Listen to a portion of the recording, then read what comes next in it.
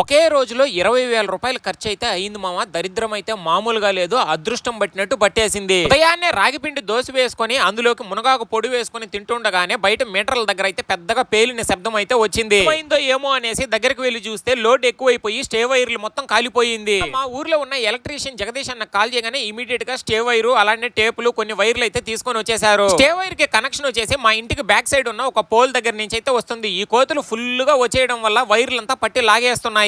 ముందు మీటర్లన్నీ కూడా సపరేట్ బోర్డులో ఉండే మామ. ఇప్పుడు అలా కాకుండా అన్ని కలిపి ఒకే బోర్డులో పెట్టేద్దామని ఈ పెద్ద చెక్కన అయితే తీసుకొని వచ్చేసాము. పాత బోర్డులన్నీ కూడా పీకేసి నీట్ గా ఒకే బోర్డు పైన 3 మీటర్లను సెట్ చేసేసి నీట్ గా ఫిక్స్ చేసేసారు. పొద్దున 8 గంటలకు స్టార్ట్ చేస్తే సాయంకాలం 5 అయినా ఈ పని అస్సలు కాలేదు మామ. చాలా సేపు టైం అయితే తీసేసుకునింది. పని అంతా చూసుకుంటుండగానే మా అమ్మకైతే లాస్ట్ 3 డేస్ గా కడుపు నొప్పి అని చెప్తుంది మామ. అందుకనే ఈ రోజు సూలూరుపేటలో ఉన్న శిశురక్ష హాస్పిటల్ కి అయితే వచ్చాను. నైట్ 12:30 వరకు హాస్పిటల్లోనే ఉన్నాం మామ. రిపోర్ట్స్ అయితే రేపు మార్నింగ్ ఇస్తామన్నారు. ఇక రేపు ఏం చేస్తారో చూడాలి.